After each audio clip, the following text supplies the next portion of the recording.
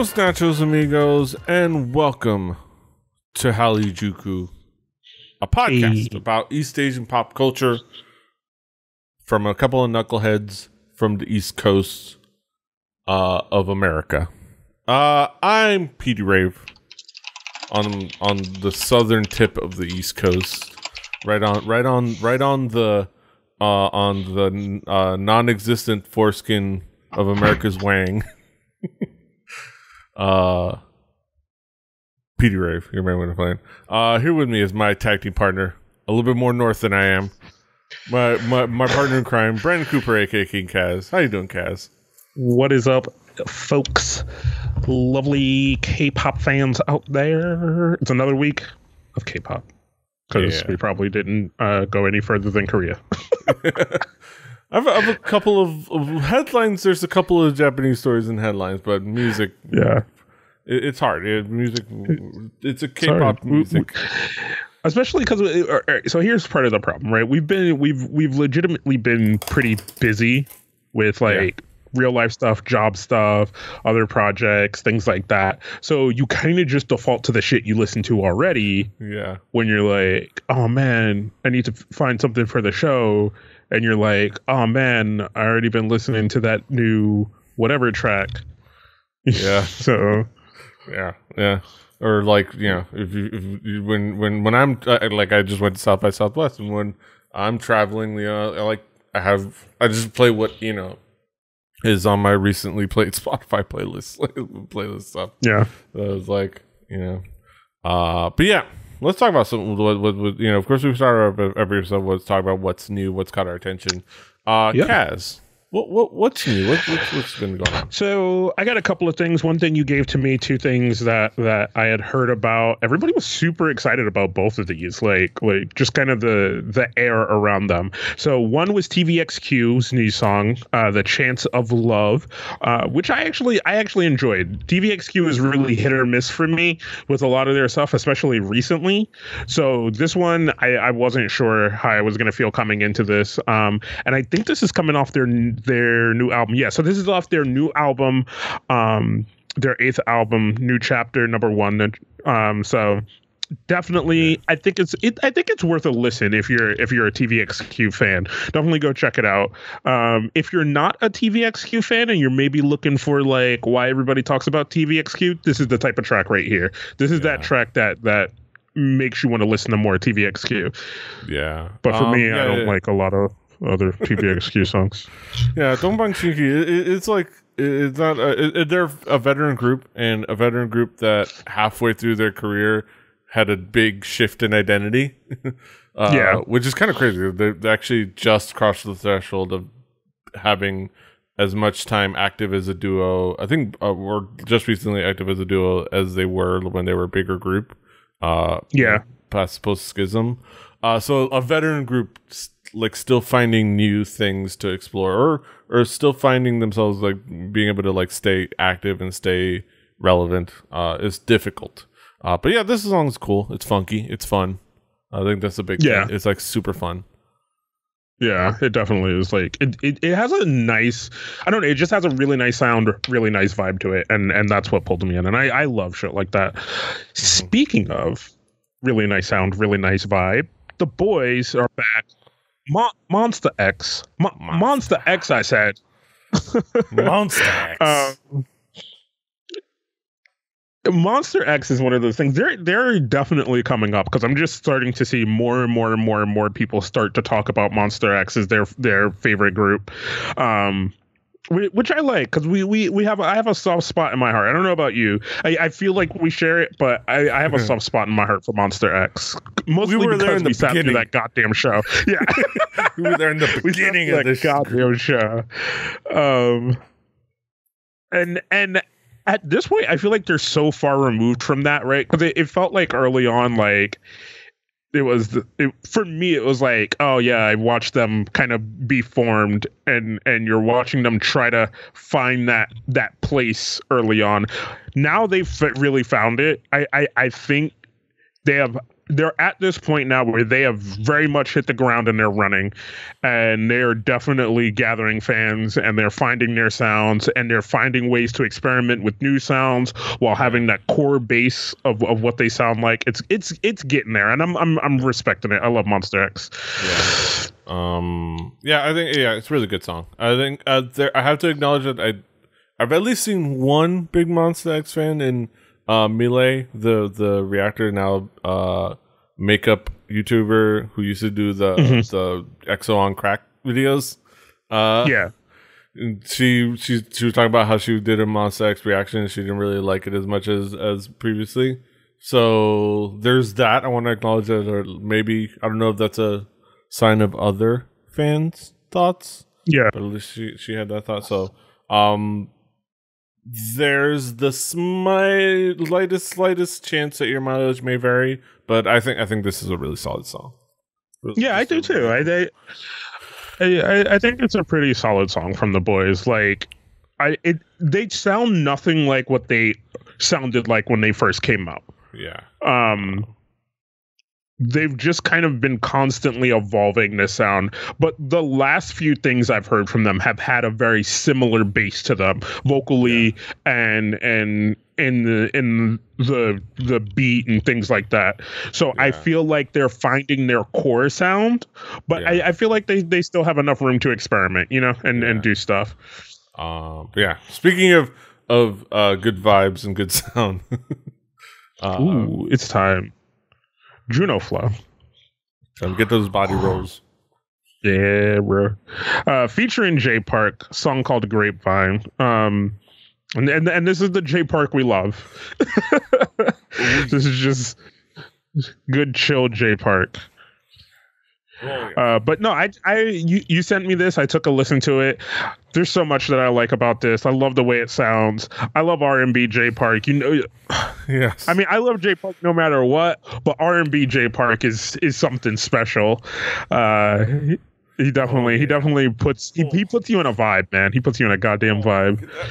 Body rolls. Get them body rolls vibe. Yeah, this is just solid track. Solid tracks, solid couple of dudes. Like Juno Flow was fantastic.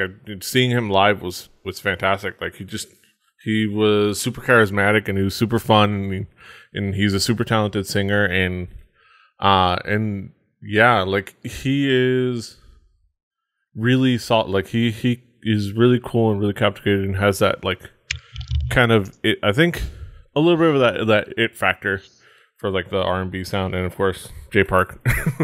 Like you can't lose with this combo. No, yeah, you that's a nail on the head, right? You get R&B Jay Park, you're like, oh, I'm sorry, we selling 1 million right now.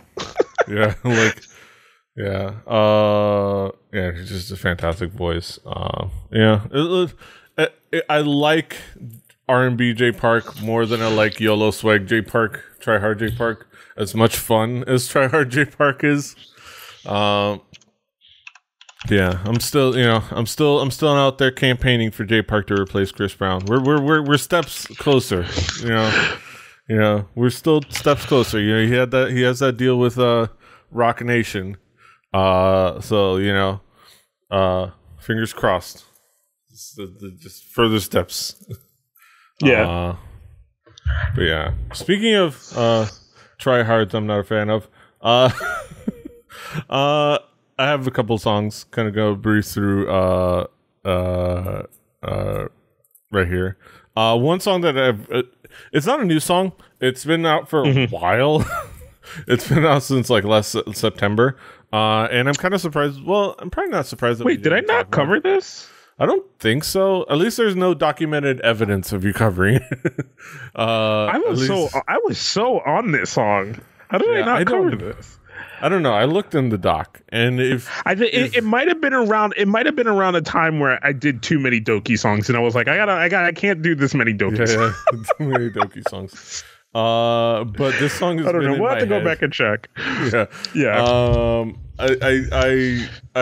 This song has been in my head lately. There's for very obvious reasons.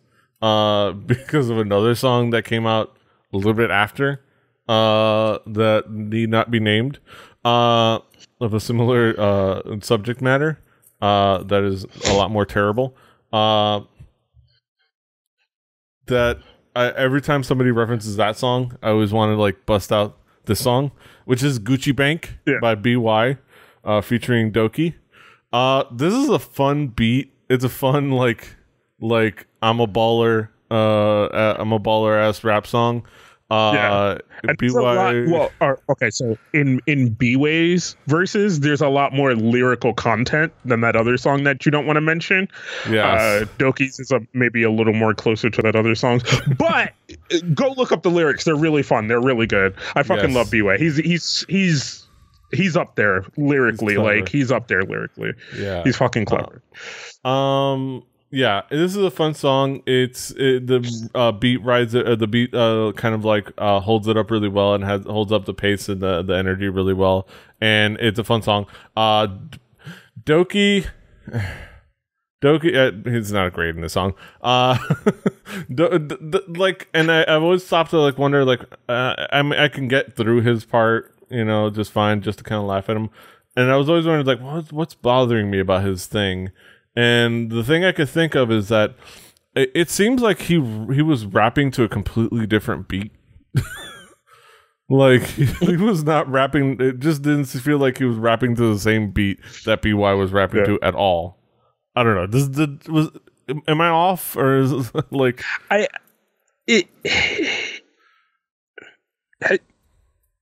it's his rap style, right? It's kind of the rap style he's had for the last couple of years, right? He used to be more beat matchy, but he just kind of now sticks to this flow that he has of being kind of not super fast, but like really high pace with his stuff. Yeah. Like, and then it works sometimes.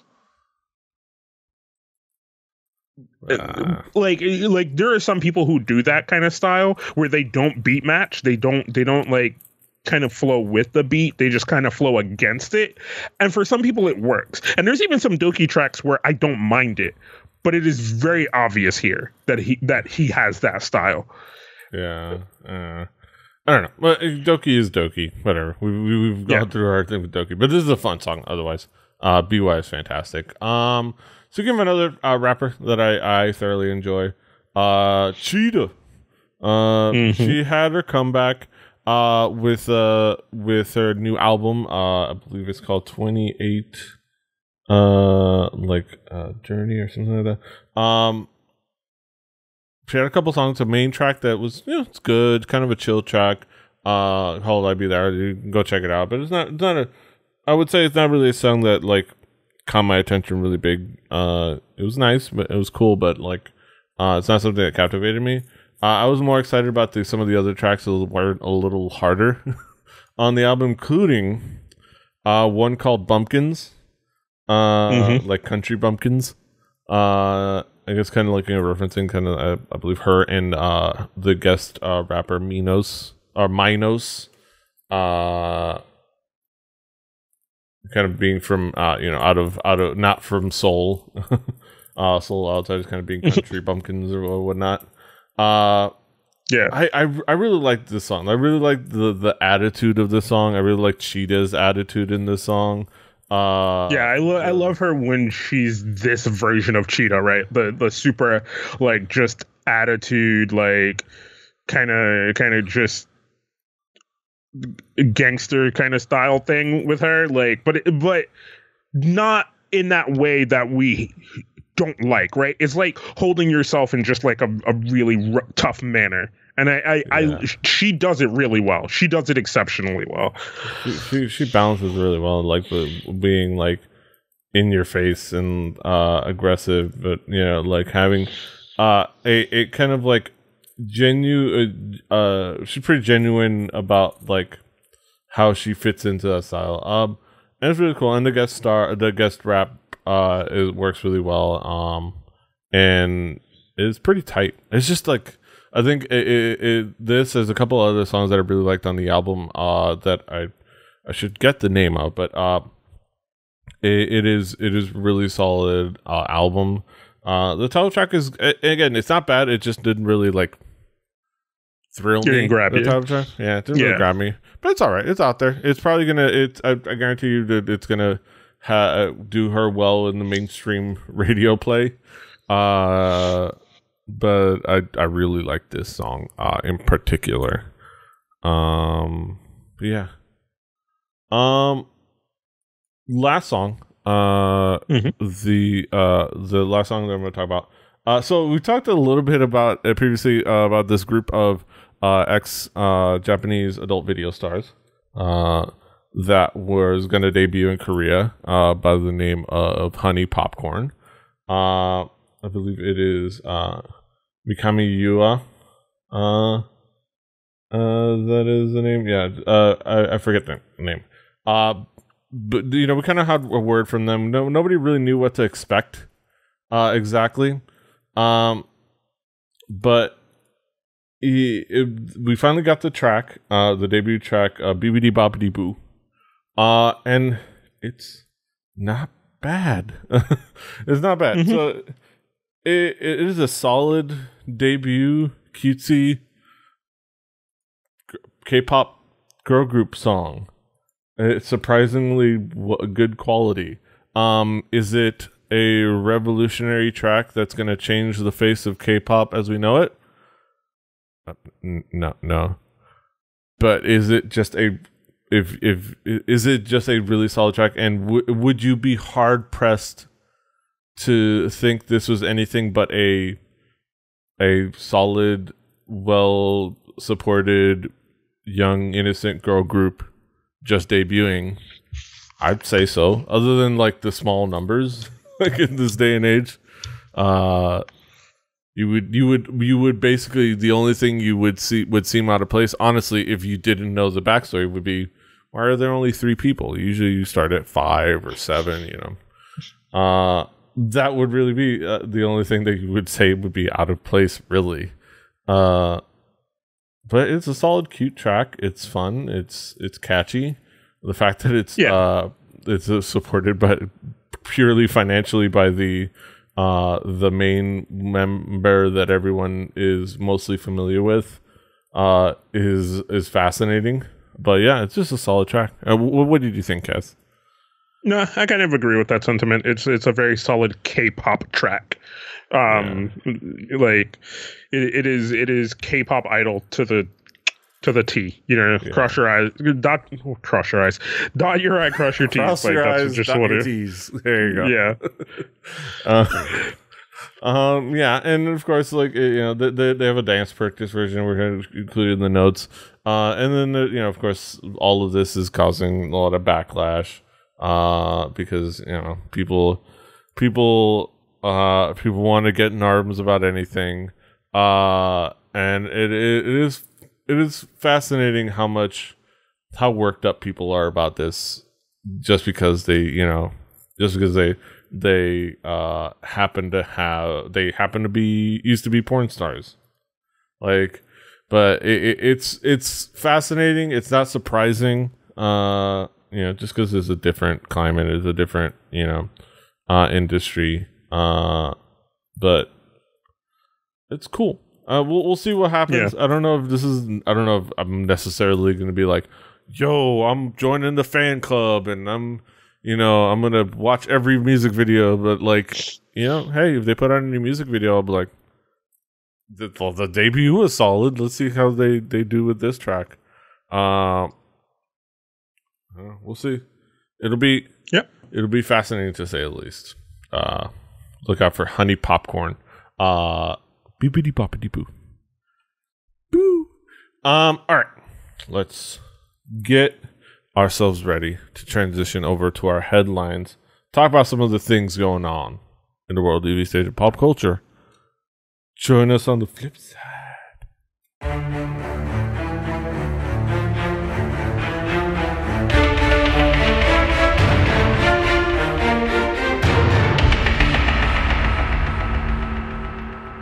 right. Speaking of people getting themselves all worked up over nothing, Red Velvet's Irene read a feminist book and her male fans are extremely mad online. Um, Recently, Red Velvet's Irene has admitted to reading a feminist book, and the reaction from male fans hasn't been a good one. This is, of course, an article from Asian Junkie, by the way.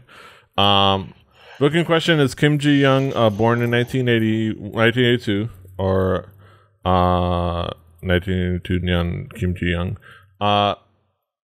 written by feminist Cho Nam-ju. It's like so it's a novel about a character, Kim Ji Young, and her experience growing up as a girl and woman in South Korea. It like explores a lot of sexism and things like that, and the kind of the trials and tribulations of being a young and growing woman in Korea. So haters oppressed, of course. And there's been the reaction of saying that, kind of cursing her out, people burning memorabilia and cutting it apart, cutting cards, and I'm just sitting here thinking yo, you could have just sent it to me. I could just keep it, just send that shit to me. Just send it to my house. Ship it to me. I'll dispose of it for you. Yeah. I don't know.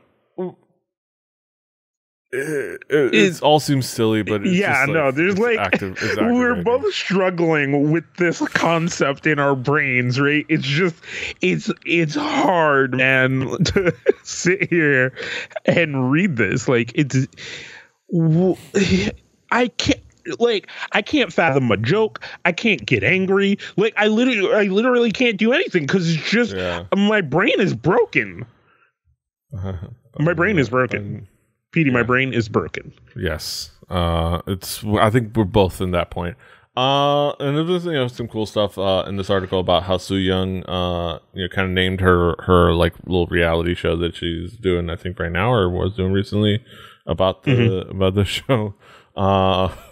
And it is just the stupidest shit ever, and it is fascinating. I do love this picture that somebody had of basically referencing Beauty and the Beast. It's a good meme right there.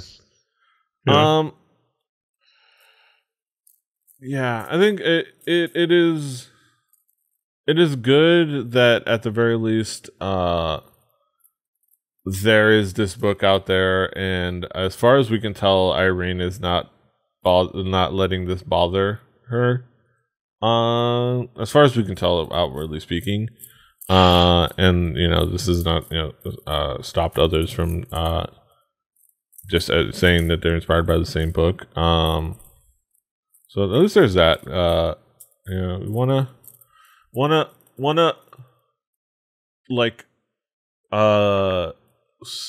be hopeful about progress. I don't know. I'm again. We're broken. Our brains are broken. I don't know. Any thoughts, Kaz? I don't think I've never been this broken in my life. How dumb are you, bro? Please. Yeah. We're both broken. We're both broken, and you all should be deleted. I need you guys to reel it the fuck in. I need you to reel it the fuck in. Y'all at a 12. I'm gonna need you at a 2, maybe a 1. Reel it the fuck back in. Y'all got me fucking fidget spinning like a madman. Just out of stress. Speaking of women coming together and supporting each other, let's head on over to Japan. Lesbian Idol's confession of love prompts veteran to say, quote, idol romance restrictions are shit, end quote. Article over on Rocket News 24, or now Soda News 24. Harsh words from a strong supporter of letting love bloom between idols and anyone they want. So while not something that applies to each and every performer in the industry, it's become pretty standard for Japanese idol singers to have a no romance, end quote, clause into their contracts. The logic behind the practice is that the biggest supporters of idols, musically speaking, financially speaking, are the people who feel a personal connection with the idol songs And if they find out the idol actually has a lover in their life, those fans will stop thinking her songs of validating encouragement are about them, and thus stop buying albums. Yeah, it's a thing. We've kind of all accepted it, even though it's still dumb. So it was a pretty bold move when Nobusu Makai, designated leader of 4-member idol group Sheiks or Sheiks, declared her love for the special someone in her life during an appearance on late-night Japanese variety program Ariyoshi Hansei Kai. But that wasn't the only thing that had viewers and fans surprised. The person Makai has fallen in love with is none other than Mine Mineta, who's not only also a woman, but also a member of Sheiks. And for the one final surprise between Gutamaki, yet another member of Sheiks, says she herself was in love with Makai, though the romantic affections are apparently unrequited. But this is all, side the point. During the group's appearance program, Makai told Mineta, "My feelings have gone from like to love. Please be my girlfriend." End quote. Mineta agreed, and the two have now become an open couple. Among those who were enthralled by the turn of events was Rino Sashihara, currently a member of idol unit HKT48. The 25-year-old Sashihara was previously a member of the Associated Group AKB48, Japan's premier idol act, until she was discovered to have a boyfriend in 2012, transferred to the less prestigious HKT48 as part of an individual rebranding strategy. Words. In regards to Makai and Mineta opening the dating, Sashihara commented, quote, "Seeing them so happy together, and also there was a love triangle, it makes me think once again that no romance rules for idols or shit." End quote. And it goes on to talk about how there's technically no dating policy, but mainly it's about them not dating fans. So there's a loophole. Yeah, this is a nice, happy story about love, and it's kind of a cool story about somebody who's really awesome in the idol scene, just standing up for her fellow idols, which is really cool. All right, what are your thoughts, guys? Okay, if I value. Right, and I don't get fucking conspiracy theory. I think it's cool, right? We have talked about how the idol relationship thing is such shit, and it hurts more than it helps. Rather, because the whole putting people on a pedestal thing, and doing all that kind of shit.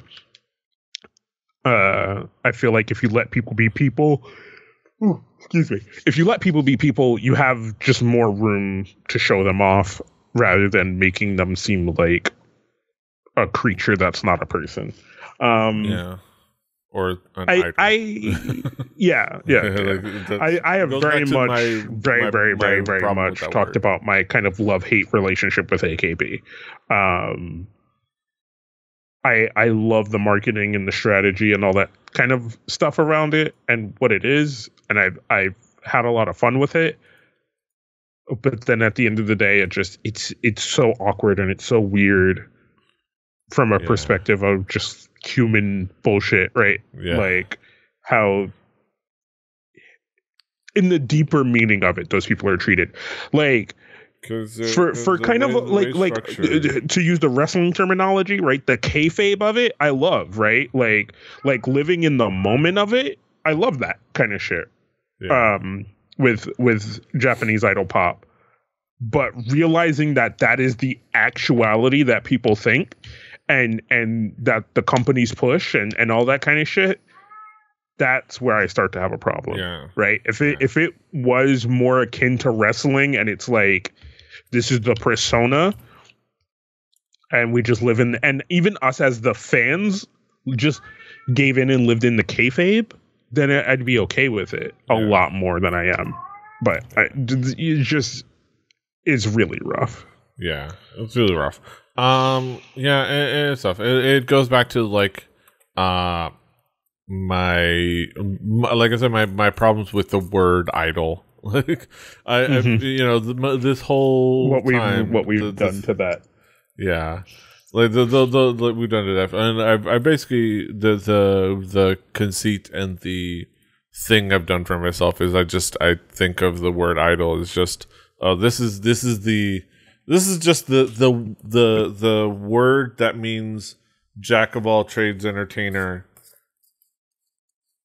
that could eventually specialize in one or two things as they develop. Yeah. That's what I rationalized myself, so I just didn't have to think about it. But it's just yeah. No, it's I don't know. It's just we like. I know we've had these discussions, and I don't want to rehash it over and over. But it's just there's nothing we could do. But if I ever find a way to figure out something, I'm gonna do something, man. We could fix. Double-handedly fix J-pop and K-pop. But no, that's a little out of our pay grade. We ain't even getting paid for this. Also, I appreciate SheX's death metal logo there. It's dope.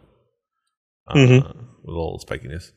Yeah. Also, it was really cool. I'm gonna include in the show notes a really cool article about some other quotes that are really awesome from Sashihara Erino in the past, including ones that she talked about how it's unnecessary to learn how to sing and dance as an idol. It's fun. But yeah, moving on. Moving on. As speaking of our issues with the industry and how it treats its people, Hyosung, she of Secret, claims she hasn't been paid since 2015 by TS Entertainment. Just wants out of her contract. Hyosung's fight to invalidate her exclusive contract, which I think we talked about with the whole Secret thing with TS Entertainment, continued on recently, and it was revealed that she claimed TS Entertainment had not paid her since 2015. Well, during the pleading, Jung Hyosung's legal representative said that the last payment she received was 6 million won, about $5,500, in 2015, and she has not been paid since then. The representative stated, quote, Jung Hyosung did not receive proper payments even though she worked, and added, the defendant is refusing to submit detailed evidence data with the reasoning that it is confidential. Meanwhile, TS Entertainment denied this. Said TS Entertainment insisted that there were no problems with payments. Their legal representative submitted a CCTV video of an information session on their payments and commented, the payment breakdown has been explained sufficiently, end quote. In this case, Hyosung is willing to give up the payment she alleges TSE owes her if they will just terminate her contract with the company, which lasts until 2021. Currently, Jung Hyosung's side is sticking to the position of terminating her contract with TNS Entertainment, even if it means giving up on the payments she has not received.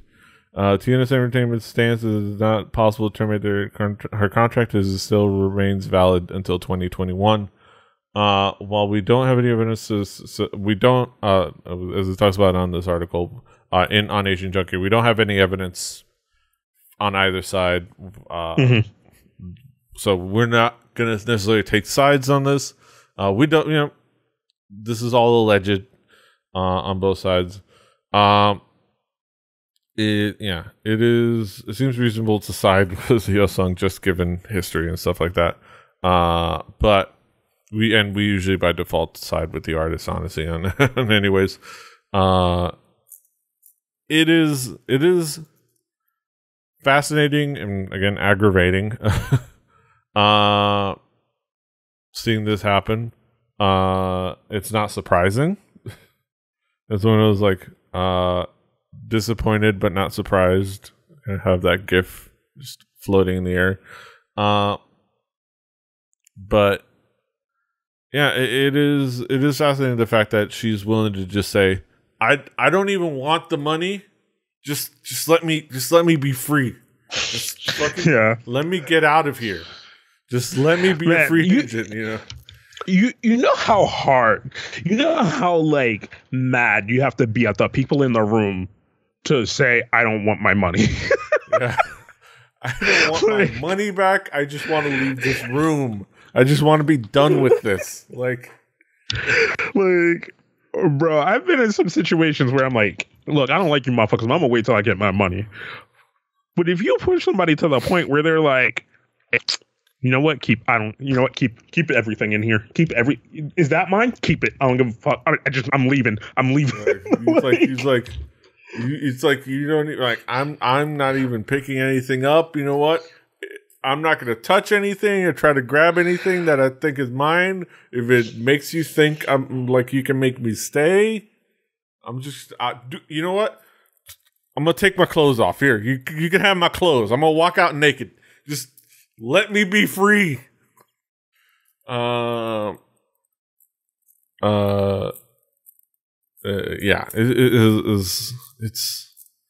it is a fascinating and aggravating thing. TS Entertainment, it just stays fucking up. And it's one of those things where it's like we've gotten to the point where we like it's that jaded stage of K-pop, and we've been in it for a while.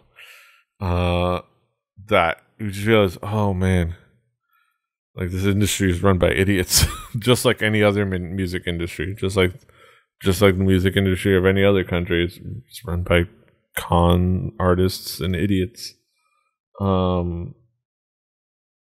And yeah, it makes you worry for groups like Sonamu and Tracing. Like, you wonder if like maybe they could get the hell out of there.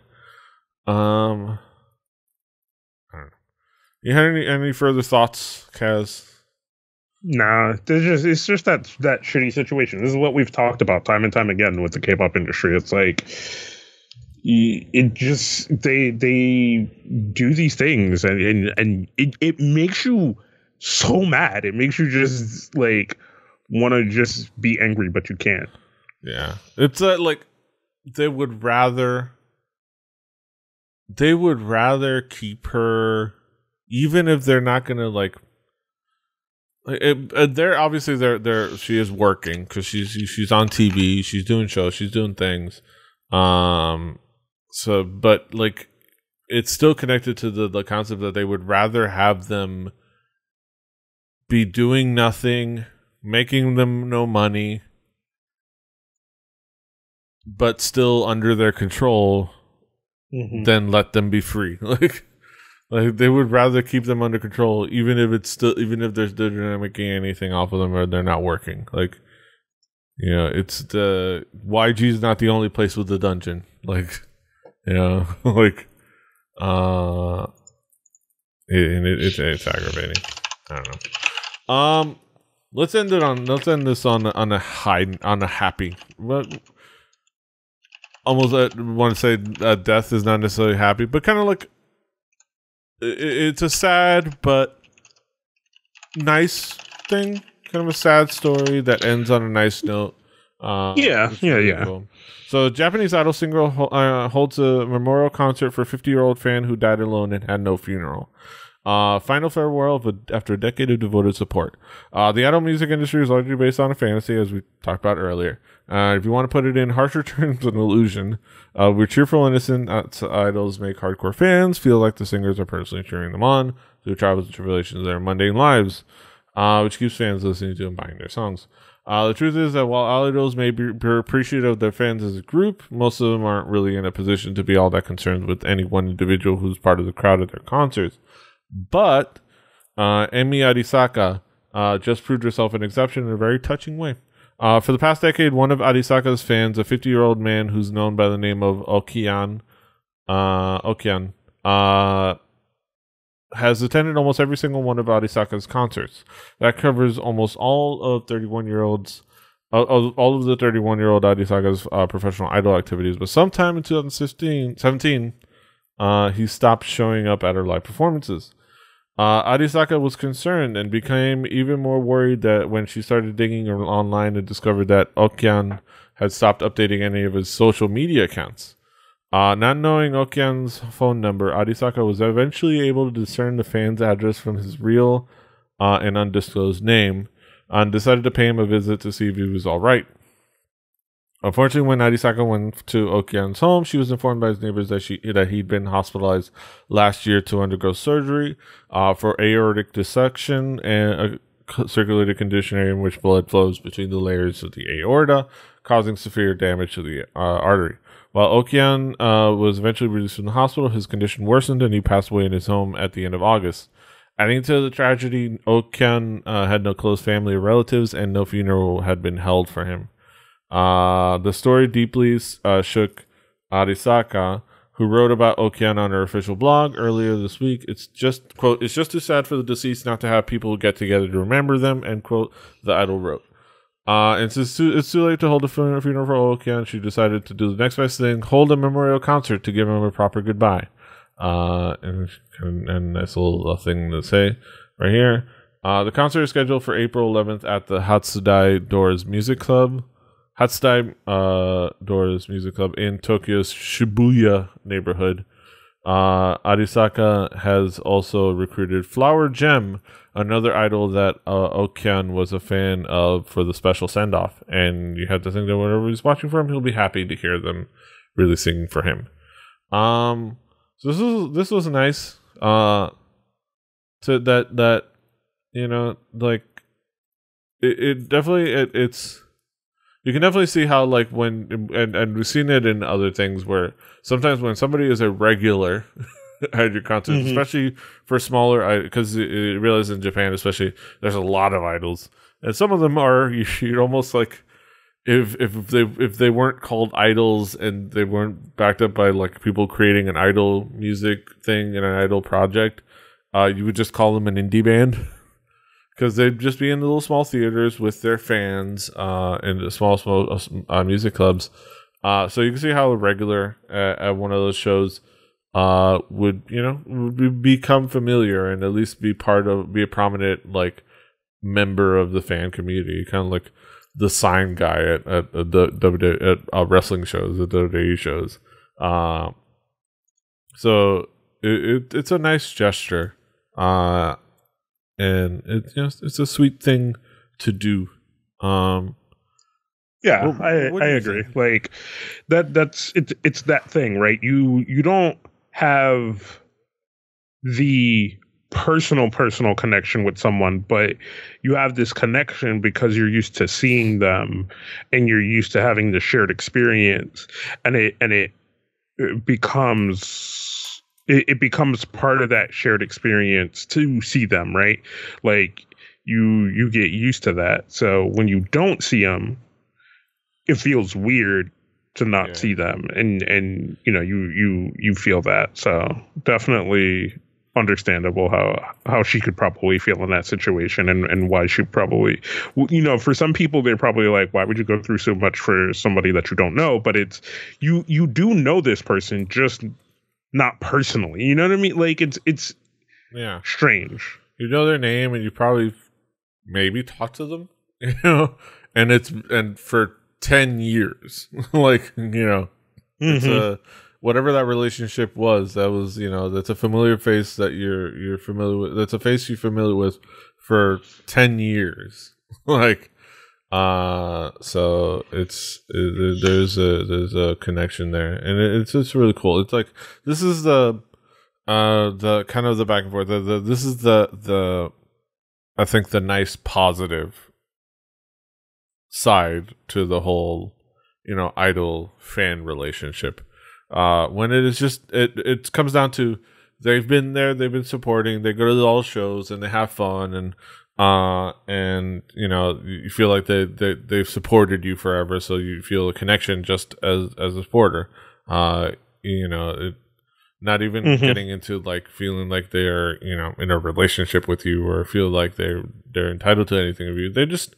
They're a person that has always been there and has always been a fan, and you kind of like have that connection of somebody that digs on the thing you've created for so long and digs on the thing that you've done for so long, which is really cool. Yeah. Speaking of things we've created for so long, that brings us to the end of another thing we've created tonight, which is another fantastic episode of Hallyujuku. Kaz, what's going on? What's going on in your neck of the woods? We got some stuff coming up as just people, but for the internet stuff, sports.com, the show for the fly-by-night sports fan, where we talk all things sports. Myself, the great JVZ, and produced by our mutual friend DJM. And like I said, we just kind of get into sports here and there. We talked about our March Madness brackets and how fucked up they are. Yeah. There were some upsets. There might have been some upsets. Some big upsets. Yeah. I was a little bummed that UM didn't make it out of the first round. Yeah, University of Miami. But they're a good team. It's just it was a little bit of a bummer. Also, I talked about it on Twitter, but I do love listening to sports odds and ends in the car, because I get to watch my rear view and side view mirrors rattle whenever JVZ talks, because he has that perfect deep bass that just I feel like I need a subwoofer in my car. I need to get an audio subwoofer and just have that show going, and from the outside, all you hear is the boom, boom, boom, and people will be walking around the streets yo, I don't know what we listen to, but it slaps. And I roll down the window. It's just JVZ talking about fantasy football or like spring training. It's yeah, sports odds and ends. Yeah. But yeah, he's at King Kaz. I'm at PD Rave. Let me cue up that end music. The show's he's got sports odds and ends. He's got Two Nerdy Black Guys, DKD Whelp. Go check out the other ones. I'm at PD Rave. I got this. I got Record Breakers. Check this out at Hallyujuku.com or kpoppodcast.com. Well, didn't I tell you? Don't you know? Rebelli.net for this and other shows. For now, just 2, but there'll be more eventually. Maybe. I don't know. Rebelli TV on YouTube and other places. Check us out where you can subscribe to podcasts. Like, share, do all the things. Give us feedback, comments, reviews, things like that. Give it to me straight, Doctor. Until next time, hasta los huevos. Give it to me straight, Doctor. Annyeong. Fighting. Why, I think you're crazy.